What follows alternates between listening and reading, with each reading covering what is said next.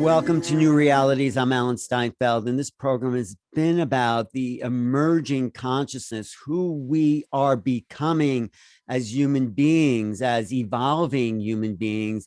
And a person I've wanted to have on this program for a long time is Gregg Braden. He is an investigator, a researcher, and a consciousness explorer.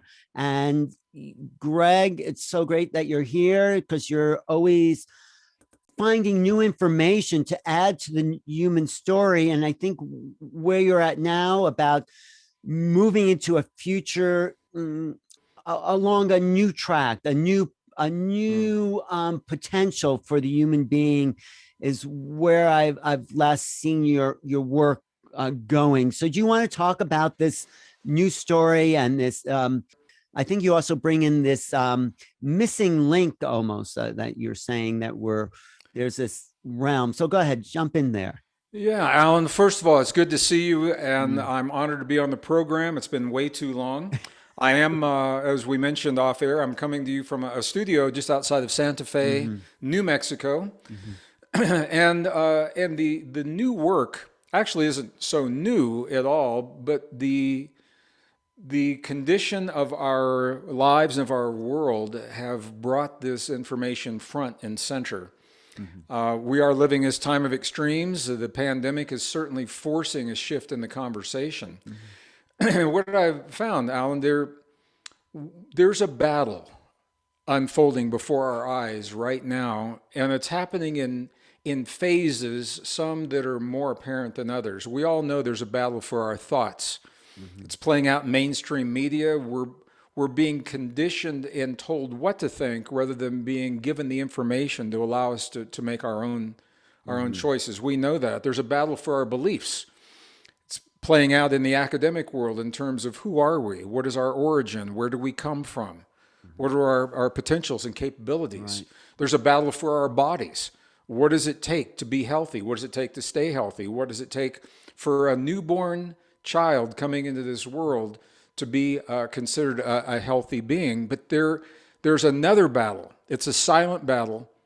And these other things I've mentioned are the noise and the static that are the distractions and the diversions from an even deeper conversation. There's a battle for our very humanness that is playing out right now. Right. There is a thinking that has been in vogue since the 20th century regarding the human body, but the advent of technology in the time of COVID is now bringing that thinking very close to us in our daily lives. The thinking has been that the human being, specifically, and carbon-based life in general, are flawed forms of life, that we are weak, vulnerable, and that we need something outside of us to survive, to thrive, and to reach our greatest potential. And it's triggered a movement that is advancing very quickly in some societies to replace our natural biology with computer chips, wires, chemicals, and the consequences of that are my concern, and that's what I'd like to talk about today. So it's a long answer to a short question. I'm going to stop and just ask, does that make sense? It not only makes sense, but it's something that's been disturbing me. People talk about AI, and AI is here to serve us.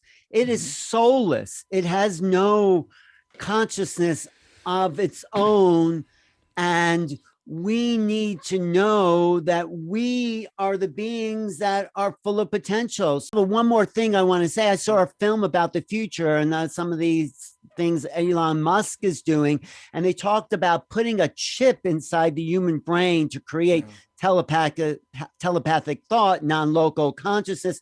I'm teaching remote viewing, and I'm seeing how people are already accessing their own greater intelligence to telepathically tune in and remote. Do I want a chip, or do I want to learn how to do this through my own innate consciousness? So go ahead. Wow, you've just laid the ground for a very fertile conversation here.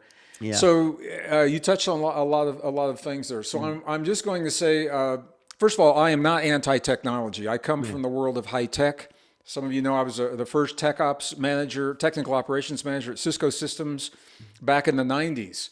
I worked in the defense industry during the Cold War on the Star Wars SDI, Star Wars Defense Initiative. The only reason I say those things is because those careers have given me the insight into the world of technology. And I've seen the most advanced technology you can imagine with space-based lasers and radar systems and communications and memory. Mm-hmm.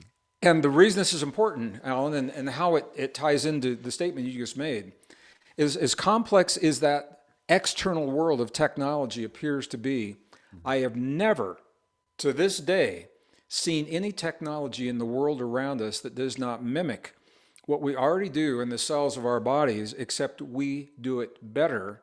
Mm-hmm. We do it better. Mm-hmm. And this is where this whole conversation becomes very important, because what the science is showing is that when we begin to replace our natural biology with machines, so we replace neurons with computer chips, or replace chemicals, natural chemicals in the blood with artificial chemicals to achieve one particular goal, mm-hmm. what happens is our natural abilities, this is really important, our natural abilities begin to atrophy. Right. And we all know this because we use the phrase often, use it or lose it. This is true when it comes to neurons. It's true when it comes to human reproduction. There are Asian societies right now that are adapting these technologies very quickly, and they're immediately seeing the consequence. The female fertility rate is dropping. The male sperm rate is dropping. The birth counts are now lower. Or the birth count is lower than the mortality rate. People are dying faster than they're being born. Mm-hmm. And these are like the canaries in the coal mine of what the consequences are. The technology is right, wrong, good, or bad. It's how we apply it in our lives. And we have been conditioned, and we're conditioning our young people to believe that we are weak and vulnerable, and our only path to survival is to adapt the technologies. Now, the one you're talking about is one that I've used for 3 years now mm-hmm. in our live events as an example. Mm-hmm. Elon Musk, I just want to back up. I'm not anti-Elon Musk. He is young, mm-hmm. he is wealthy, he is powerful, he is innovative, he has visions that are pushing the boundaries of everything that we believe to be possible and true. And I don't fault him for that. I saw a recent interview, and it was very telling, where he spoke about AI specifically. And what he said, Alan, this is really interesting. He said it's the first time in his world of technology that he's been afraid for our future. And here's what he said.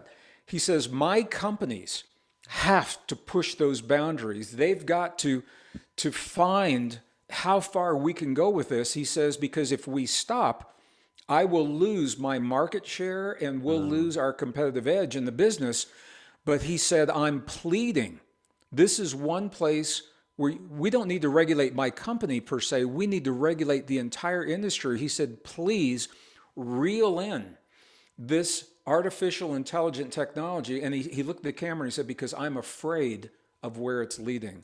So he says they've got to keep going, but he recognizes the potential downside, and he's saying, he's pleading for the powers that be to regulate this and to reel it in. Mm-hmm. And that is only one example. Now, what you were talking about is his company. It's called Neuralink.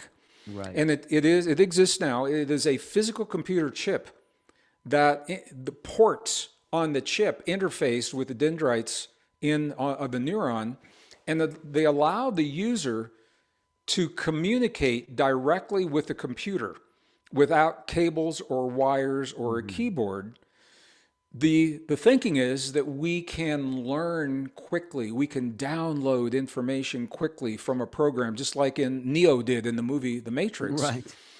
What we often are not told, however, is that we have a class of neurons in our neocortex that allow us to do just that. They mimic what these chips are doing. They're called Cubelli neurons. We only discovered them in 2004. Cubelli neurons don't know the difference between watching something on a screen and having the experience in the body. And what that means is when those cubelli, just a perfect example, when a cubelli neuron sees the healing of an individual, whether it's on a screen or think about this, whether it's on a screen of the computer or the screen of your mind. Mm-hmm. What you envision, those cubelli neurons, when they are given the proper environment, those cubelli neurons don't know the difference. So what they do is they say, oh, I'm going to channel a cubelli neuron. The cubelli neuron says, oh, there's a healing in progress. We better get with the program. We better start sending the signals to the body to create the chemistry to support what it is that we're seeing. And so those cubelli neurons will begin to tell the body to kick that regeneration, the rejuvenation, the healing into high gear, but they can also be used for learning. Mm-hmm. And this is only one example. We begin to replace or to insert and place computer chips into the part of the brain where those cubelli neurons reside. Pretty soon, the body says, oh, well, I guess you don't need me anymore in one lifetime. But then the next lifetime, when we produce our offspring, the body says, these are vestiges of something that we used to, but we don't need them anymore. And we begin to lose, Alan, the very essence of what it is that makes us human. And this is why I say our humanness is on the line, because this isn't going to drag out for decades. The technology is moving so quickly, and the pandemic is now being used as leverage to catapult this use of this merging of technology and biology quicker than we ever would have imagined just over the next few years. So we've got this window of time to, and I'm not saying it's right, wrong, good, or bad. Here's what I'm saying, Alan. How much of our humanness are we willing to give away to the technology? And I believe we cannot answer that question until we know who we are.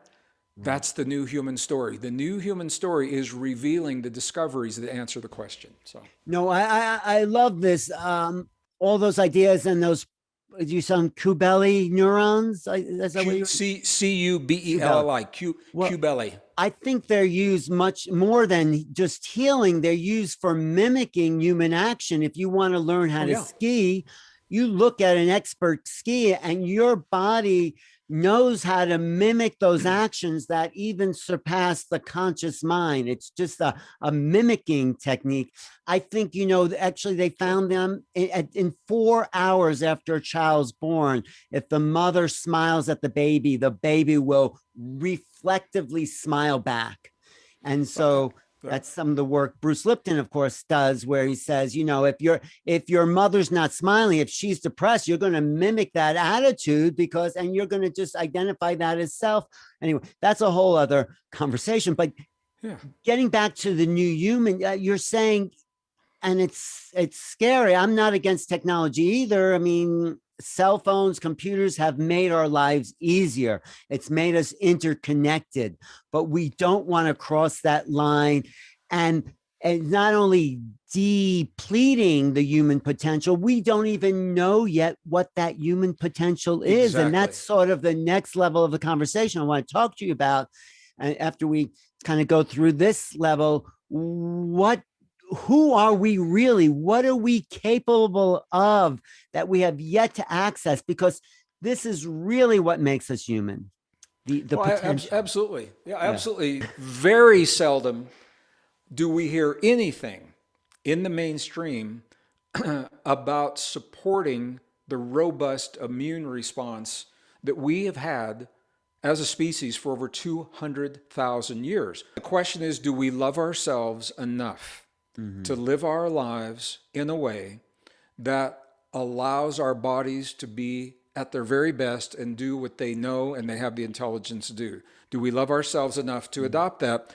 We're not being told that with a simple change in lifestyle and modifications in diet and moving our bodies daily in very conscious ways and breathing just a little differently than we would typically, breathing deep, complete breaths. We're not taught that those are epigenetic factors that directly impact our immune response. This, what you're naming or discussing, is the end result of a culture that supports fast foods, Coca-Cola, sugar on every single table in every restaurant. So it's just the outgrowth of something that Sure. we've already given our power away to the mass market. So, You know, Alan, but you're right, and it goes even deeper than that. You mentioned how the internet and cell phones have given us the access to deeper connection. absolutely. Very, very interesting studies have been done. We are connected on a deeper level, but at the same time, the studies show that humans have never been more alone, have never felt more alone, because they are losing the capacity for intimate human relationships, including conversation, including young people, the emotional skills to deal with problems with their peers, because it's all being done on apps and that where you need no emotional response. So are we more connected? Absolutely. Are we happier? Are we closer? Do we feel more loved?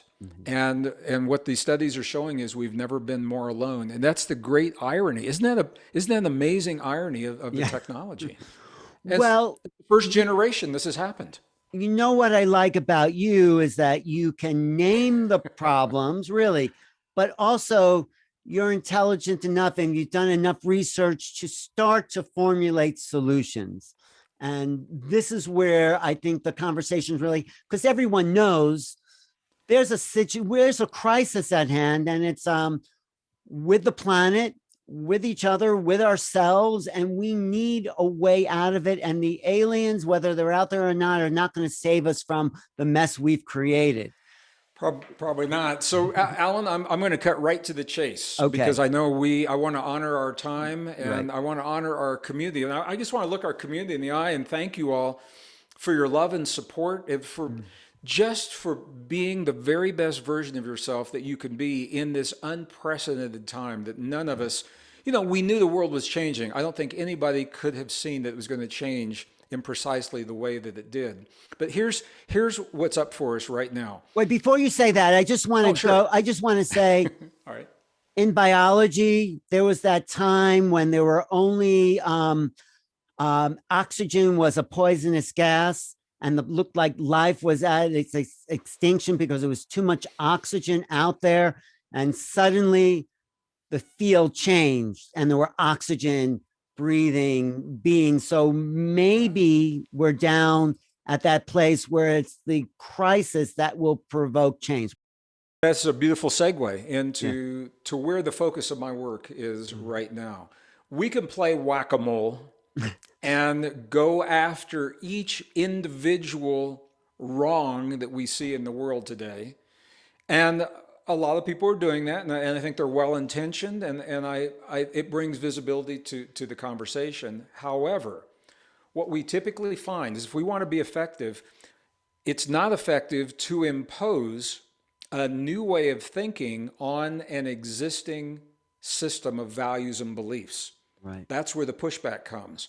So what I think is up for us, Alan, there's a new world emerging. It's not here yet. And we don't know. We cannot know precisely what that world is going to look like. And some people are trying to force and mold that world. We can't go back to the world that we left in 2019 and early 20 because that world is gone. Right. So all we can do, and this is where I think our power is right now, we can't determine what the new world will look like, but here's what we can do. We can choose the human values that we cherish for ourselves, for our families, for our children, for our species. And we can make those values the foundation of every choice, every law, every policy that we embrace and that we enact. And if we with certainty allow our fundamental values, whatever those are, things like life itself, like creativity, like imagination, like community. And there are so many of these. If we allow them to be the foundation of every choice and policy that we make moving forward, I think we can't go wrong. If we put those values on the back burner as they have been for the last 150 years, in exchange for other values of economy and growth of companies, corporations, and things like that, we're going to end up with the same world that we've just come from, except it's going to be a world with the technology to enforce to an even greater degree the things we don't want. So our job now, what is it about our humanness that we cherish? And if you go to our website, we have projects where we are engaging the community to join us in this conversation. Our ELs, we just had a meeting yesterday with ELs, Evolutionary Leadership Organization, with this. And there are a number of different ways, but I think in our own everyday lives, I think our job is to ask ourselves, what value do I cherish to such a degree that I'm not willing to compromise that value? And then as we emerge into this new society, post-COVID society, I think we're going to have a yardstick by which to gauge our choices. And I think this is really important because the technology will render those values impotent. The technology and the rate that it's being developed and implemented in the human body, the goal, the stated goal, in the technical papers that I've read, they believe that intimate human relationships are a messy diversion, distraction, a waste of time that we can do better with AI. We don't need to have disagreements and arguments and fights. They say it's going to end wars. We don't need to have birth defects, and we don't need to have the diversity of life any longer because in the womb, we can now edit the genes of a fetus to become whatever it is, that fast twitch muscles for athletics, or slow twitch, or higher intellect, different colors, eyes, skin, hair, all of those things. They say, why take the chance on the genetic roulette wheel when we can, with certainty, engineer these? We tried this in the 20th century, Alan. Early in the 20th century, we didn't have the technology, and it failed, and it's coming back once again under a new name. And I think it's not to judge, it's to discern that these things are there. We're not judging them because that's where we lose our power. But we discern that these are out there, and then we choose, just like Buckminster Fuller said. He said it so beautifully. He said, you'll never change the world by fighting what you don't want. He says, if you want to change the world, find a new way to do things, a new and a better way, and people will follow the new way, and the old way goes away. You don't have to make it collapse. It collapses under the weight of its own falseness. But we are in a community of like-minded people. There are corporate, I would say, greed mongers that aren't interested in human values. They're interested, like you said, making money.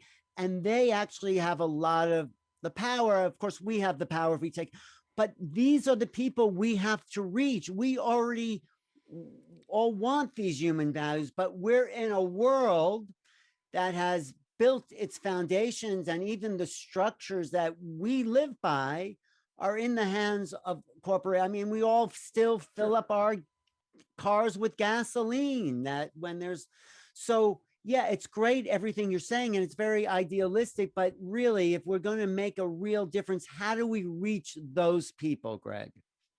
Well, it's not idealistic because now the science is on our side. There is an ideal that underlies these things, but the science is on our side. This demonstrates the power of education, because those corporations and the economy that is buckling and collapsing under the weight of its own insustainability right now, they are the result of a thinking that was implemented in the mid 1800s, 1859, under the premise of the science of Charles Darwin. Now, when I say this to a group of young people, I mean, many of them are millennials or younger. Right. And they say, okay, Gregg, we got it. Maybe Darwin was wrong, but so what? That was 1859. This is 21st century. Who cares? It's a good question. And they're surprised at the answer. Because the answer is this: the foundation of the society that we live in today, the foundation of the economic system that we are all tied into today, the foundation of the corporate system that we are all subject to today, those foundations were created in the late 1800s and the early 1900s to reflect the thinking that was accepted during that time. That thinking we now know, was based on the false assumptions of an obsolete science. Right. There's a battle playing out in the classroom because academia wants to hang on to those false assumptions. All right. There's something called a standard model of the universe, a standard model of human emergence. And even though the data no longer supports that model, it's being taught as fact to our young people in public schools. Private schools don't have to. So how do we then, yeah, I agree. It starts with education. Yeah. And that's going to change these structures all the ways up as these newly educated. But how do we get to the schools? Because they are run, for the most part, by the structures that have put them in place. So yeah, talk about that. Well, there are different ways to do that. There are teachers within the school that are implementing this in bits and pieces, even though it's not officially allowed, and they come to me all the time asking me for support. Private schools are changing this. University professors are, people my age, I'm closer to 70 than I am to 60 right now. And my colleagues who have taught in academia for 40 years of their lives or more, they're telling me they don't want the fight. They don't want the battle. And what they're saying is, we're going to retire and we're going to let the younger professors figure this out. And the younger professors are open to the new ideas. So I think there is a new generation of young people who recognize that a lot of the thinking in the past simply doesn't work. So that's one. The education is changing. It just doesn't happen overnight. It's slow and gradual. And do we have the time to wait? This is the flip side. There are more of us having this conversation than there are the handful of people in positions of power. And that power only exists because we support the commerce, we support the economy that allows for those beliefs to exist. And I think there is a way. We want to make the transition with as little suffering as possible. I have colleagues right now, and you probably interviewed some of them. I'm not going to name them to honor them because they're my friends. Right. But what they say is, we've got to tear down and burn down the old system and start over. I personally, I believe that that's not true. I believe that's where the suffering comes from. I believe that's where the people that can afford it the most are hurt the greatest. What I believe is that the good news, Alan, we have the solutions to all the big problems already. We don't need to create the solutions. They already exist, and we've had most of them for a very long time. We have all the food we need to feed every mouth of every man, woman, and child on the face of the earth. Right now, it is not the lack of food that is the reason that our brothers and sisters are starving in parts of the world. It's because it is yet to become a priority in leadership. And when I say leadership, it doesn't have to be American or European. It's just a thinking. It's a thinking that says human life is a priority. My brothers and sisters are a priority. That does not exist. One example, we already have the technology to produce clean, green, sustainable electricity, zero fossil fuels, zero greenhouse gases, in a way that cannot be weaponized, in a way that cannot melt down like a Fukushima reactor. Right. We have had it for over 60 years. If the powers that be were honest, and if they were serious about green, sustainable energy, we would have that right now, and there are movements to bring this forward. We already know how to build economies, this is important, based upon sharing and abundance rather than scarcity and competition. That's a very different way of thinking. Yeah. And COVID has triggered localized living. This is one of the first things that we can do. We're moving from centralized power to localized power. Right. And the powers that be want us to stay centralized. So when I talk about local, I'm talking about local sources of energy, local sources of finance, local sources of economy, local sources of food. The more you can do locally, the less dependent you are on the regulation, the rules of those big central organizations. Digital currency is creating a revolution in the way that business and blockchain technology, because it cannot be regulated, it cannot be controlled, it's not centralized. It means when we are using a digital currency, peer to peer, our money goes, or the value that we're placing on something goes to another person directly. It doesn't go to a middle person where it can be used for war in another country or for an economic sanction in another country, and that's important. So localized energy, there is no one size fits all, and that's why the Green New Deal is problematic in many respects. It can't be one size fits all, but we do have the technologies available. The human body, now we're going to get back to the human story. Right. Every organ in the human body is now documented with the ability to stop the damage, to repair damage that's already been done, to heal and reverse that damage. Even organs the tissue, spinal cord tissue, brain tissue, pancreatic tissue. The key is, and there is a catch, that the organ and the tissue must be given the correct environment. That environment can be, as we think, the world around us. It can be a nutritional environment. It can be nutritional supplements. But the most powerful environment is the emotional environment within the body. And I know this is what my brother Bruce talks about. So it all requires us to step up and take responsibility.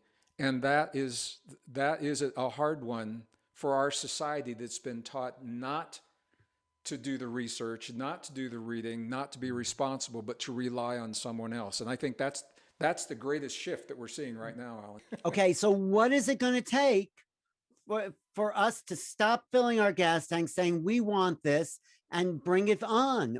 I think these corporate forces, we talk about, yes, there's more of us than them, but they are the 1% versus the 99% that we. Well, this is where, Bruce Lipton says this beautifully, and I agree with him. He says, knowledge is power. And we are in a society that's been dumbed down intentionally through media, through the kinds of entertainment. Right. Not that that's bad, but to allow it to dominate our lives. And I think this is the wake-up call, because our lives are being changed and we feel like we have no say. And it's out of control because we don't know what's happening. And Alan, it's not easy. There is, I have yet to find a single source of information that is not tainted or biased or skewed in some way. I have to look at multiple sources. And as a scientist, I'm lucky in this respect because I have the skills to read obscure scientific journals and to make sense of very technical language. And it's out there. It's not hidden. It's just not on the airport newsstand, and you're not going to see it on CNN or Fox News or MSNBC or PBS. They're not sharing this story. So what is it going to take for us to just, for that one little example, to start to implement this clean, green energy? Well, I think what it takes is for us to be aware that this even exists. Okay. And myself and other people are bringing that. Here's where I'm coming from, Alan. And I mentioned this earlier. What we have right now is the assumption that the average person on the street doesn't have the intelligence, the intellect, or the knowledge to make these decisions. So they're being made for us because of that assumption. Right. As we re-engage with knowledge and decision making, and it happens in our schools, it happens in the way we educate our children in our own homes. As we re-engage with that, it empowers us to participate in these decisions and to make our voices known. Ideally, the people that we elect to represent us should reflect those values. That is under attack right now. That system is under attack right now. But And I think this is one of those places where, I used to believe that science and policy and politics could all be kept separate. Then there was a time they were more separate than they are now. But right now, science is being hijacked and cherry picked. Data is cherry picked to leverage the stories that support very specific agendas. And if we are not aware of the fundamental human values, I think I'm going to go back to this. This is the most important thing that we can do. Who has time to read all this stuff? Who has time to research all this? I mean, even I don't, but I do it. I stay up into the wee hours of the morning doing this. So what we can do, it's very easy. As individuals at your family dinner table, with your friends in your community, get together and say, what are the values that we cherish? Maybe we've taken for granted because they were never threatened. But what values do we cherish and are not willing to compromise? And then every decision, every time an election comes up, every time a company asks us to support them, we ask, does this company support these values? Do our elected officials support these values? And if they don't support them. And I think it's one of the most powerful things that we can do. And you don't need anything special to do that, because we all know in our hearts what it is that we cherish is our most basic human values. we know that, but there is a population that still has, I would say, other values than the ones that we Oh, I talk see. about. Yeah, I see. Oh, here. Okay, I see where you're going now. And here's what's happening right now. Yeah. There was a time that you and me and you and I have been active in communities that are aware of everything we're saying, where a lot of the population has not had the time or the inclination. So there was a time that we could have addressed where we are in the world right now in a way that would have eased a lot of the suffering that we see. But that time has passed. We're in it. We are in it. So here's what I see happening. There are two parallel societies that are emerging, and it's not like one is in one part of the country or red states or blue states. It's right next door. It's in our home. It's at the family dinner table because the kids are thinking different than the parents. Yes. It's tearing families apart. So there are two parallel societies that are developing. One of them is all in on everything. They're all in on the tech, all in on surveillance, all in because it gives us a safer world. It makes us feel safer when we travel. They're all in. There's another segment, and that may not even know exactly what's up, Alan, but what they're saying is, wait a minute, something doesn't feel right. And I can't put my finger on what it is quite, because I keep hearing all this stuff out there on Facebook and YouTube and QAnon and all this. I'm not into that, but something doesn't feel right. And what those people are saying is, I'm going to go back to what's true, what's basic in my life, to the fundamentals, and live a little closer to the earth, honor my body a little bit better. And here's what's happening. Those two parallel societies, we're going to live our lives at the same time, but this isn't going to take long, Alan. This isn't going to play out for years. We're going to check each other out. That's what's happening. We're going to look and we're going to say, who is happier? Who's healthier? Who is more fulfilled in their lives and in their relationships? Who has found more joy in the very essence of their existence? And the answer to that question is the answer to what you're saying, because under the weight of the hurt and the suffering that comes from one of those choices, we will gravitate, we will move to the one that answers those questions the best. And that ultimately, I think, it will be what unifies our society. It's very difficult to unify now. We need something to unify us, and I think this is what's going to bring us together. No, I like that. I hope you're right, because generally what I see are people who are suffering tend to only see suffering, even if they're around people who appear to be happy. There's sort of like a wall around them, but maybe there'll be a breakthrough of this awakened consciousness, like it is happening, what is the potential for our society? What do you see as we pass over this hump that has been thrown in the road of our evolution? What does it look like when it really, when we come to the other side of that and have an awakened Well, this is the consciousness? thing, Alan. I used to think it was a hump, but it's not. A Mhm. hump suggests a speed bump in the road of life. So you go over the speed bump and then you go back to the way things were. Okay. We are at a bifurcation, and nobody told us it was happening. And there are people that are still telling us it's not happening. Mhm. But you go back into the world, and the world that we used to know no longer exists. Jobs are Right. gone, businesses are gone, the ways of thinking, lives are gone. We've all lost people.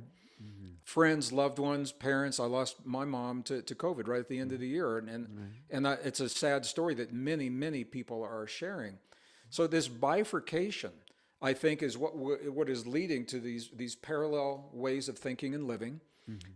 It cannot drag out for an extended period of time. It's going to come down pretty quickly. We're going to make these choices and say, "Man, I want what they have. They're thriving and they're healthy and they're happy in their lives." That's what it's going to be. I see us moving ultimately, and I'm an optimist, Right. and I'm also a realist. So realistically, we're in it. We're going to have to go through it. Optimistically, what I see, Alan, is I don't think it's a binary choice. I don't think it's black or white. It's not like accept or reject the technology. I think what we'll find is a common sense, a middle area where we learn to honor these fundamental values of what it means to be human, and then invite the technology to support that in our lives so that our lives will, I think, will be simplified. Mhm. I think will be localized. And I think that we will find our relationship to the technology can emerge in a really healthy way. Mm. This is the first generation that's had to make this choice. Some people will probably agree more with what I'm going to say than others, but it's something to add to the conversation.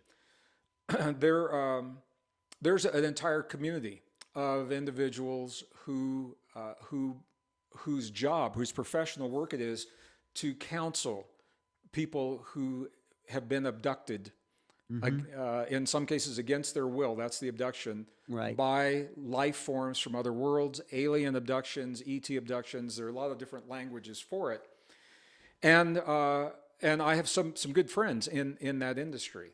Mhm. And one of the as therapists, and one of the questions that I've asked them, I said, this is it's a global phenomenon. It's been happening for decades. It's not just new age. Right. As different as they are there common themes? Or is there a common theme, a single common theme that you see in all of these cases? And the therapists I've talked to individually have told me the same thing, and it's relevant to this conversation.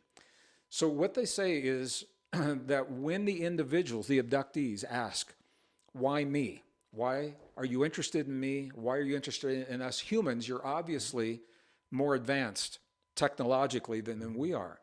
And what they were told brings this conversation right back front and center, because they say one of two things. They say either we were at the juncture in our evolution where you are right now a long time ago, and we made a choice to follow the path of technology, and we want our biology back. We want the ability to emote, the Yes. ability for intimate connection. We are very concise, technologically, Mhm. proficient, but we lost this, and we want it back. Or, and this is interesting, some of the cases, the therapists I've talked to are working with, they say that the abductions were not by aliens, that they were by us from a future time, Right. people traveling in time coming back to the point where we made the choices and warning us, telling us not to make the choices that relinquish the very essence of our humanness. Mhm. So taken unto themselves, some people say, I believe it, I don't believe it, whatever. But when you plug that into the big story, it's just another piece that says something rare is happening in our lives, and we're being reminded how precious humanness is. And before we give our humanness away to the technology, I think it behooves us to know who we are, so we know what it is that we're giving away. Right. That's what my That's whole where the new human story comes in. that's what my whole book, Making Contact, is about. I know it is, and that's why I wanted to say it. Thank you, because Making Contact is about us emerging as a greater being with all the potentials we've mentioned here and more, in order to meet the others that are waiting for us to wake up to those potentials, in order to be part of a bigger community. And yes, there are beings coming to get our emotions, because that is one thing that we really know how to do, is feel. So we'll continue this conversation and talk about the greater story. Yeah. Well, Alan, the ability to feel, but what they're really interested in is we are the only form of life that we know of on Earth right now with the ability to consciously self-regulate our own biology, to upregulate and downregulate the system, and emotion is one of the tools that allows us to do that. No other form of life on Earth can do it consciously, at will, on demand.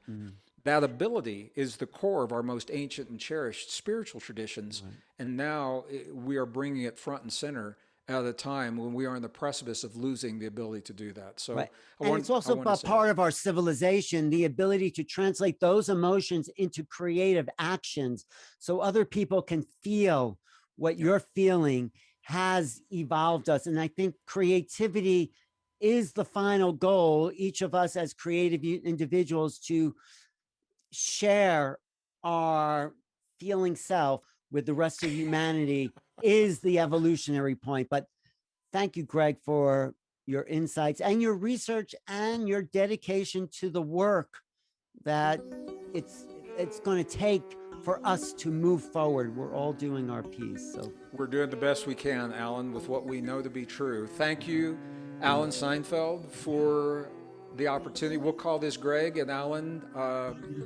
part one. Yes. And I look forward to our next. Thank everyone. Thank you for sharing part of your day with us today. Take good care.